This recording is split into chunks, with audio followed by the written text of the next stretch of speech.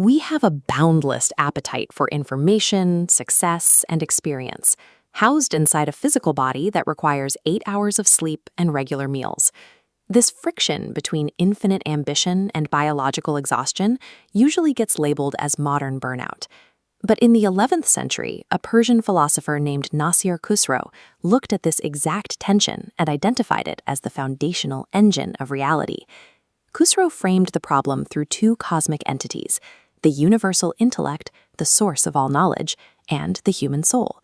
He asked a specific question: did the intellect force its knowledge onto the soul unprompted, or did the soul have to beg for it?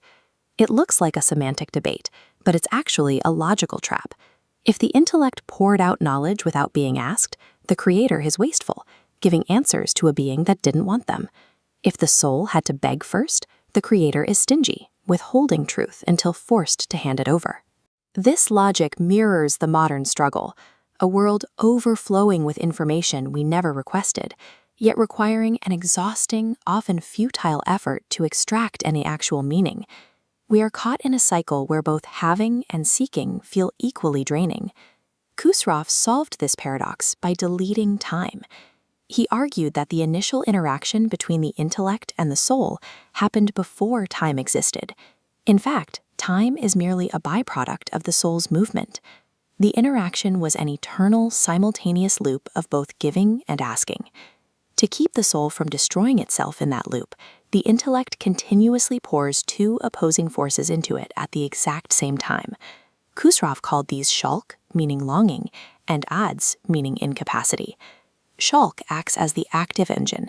It is the restless desire for higher truth, the passion that drives art, science, and the persistent feeling that there is always something more to discover. Az provides the absolute boundary. It is our exhaustion, our mortality, and our inability to comprehend the infinite. It offers stillness and the grounding realization of our own limits.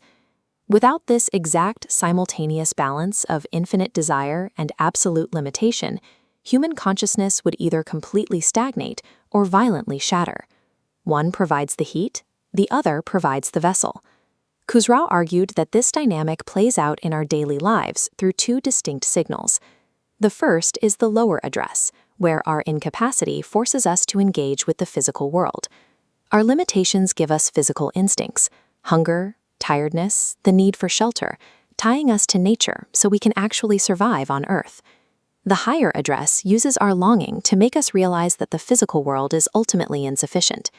It sparks a desire to return to a spiritual or intellectual origin, pulling us towards something beyond our basic biological needs. 2 centuries later, the poet Rumi used a similar metaphor to connect Khosrow's concepts to human emotion. He wrote about a wooden reed flute, weeping with a piercing, hollow sound, because it has been torn from its original reed bed. Rumi suggested that human suffering and our breaking points, our incapacity, are the necessary fractures that allow spiritual light to enter the soul.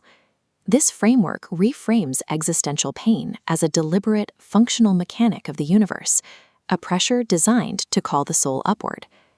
This precise balancing act appears in entirely separate philosophical traditions.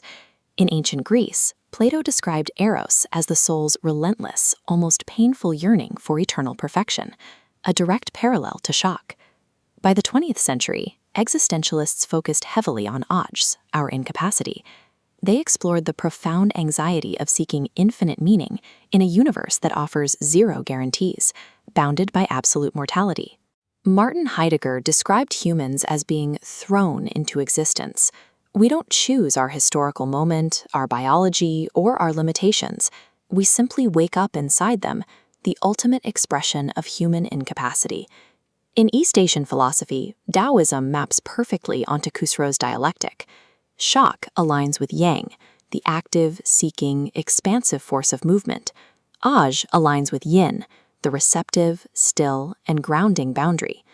Buddhism offers a sharp contrast to Khosrow's divine engine of desire. Where Khosrow sees spiritual longing as necessary, Buddhism warns against all forms of craving, finding liberation through accepting the absolute emptiness and limitation of the self.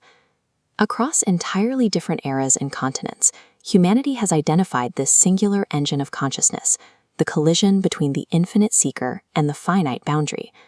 In an era defined by information overload and toxic productivity, this ancient dialectic provides a roadmap for equilibrium.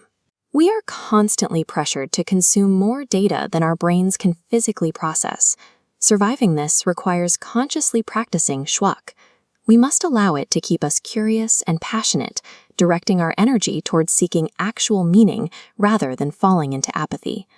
But we must also learn to weaponize us.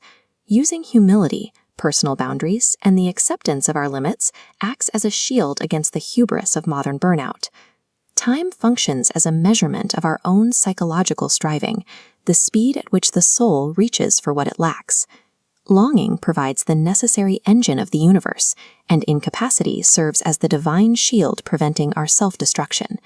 Feeling simultaneously full of absolute wonder at the stars and totally insignificant in their presence is the direct intended voice of the universal intellect speaking to the human soul.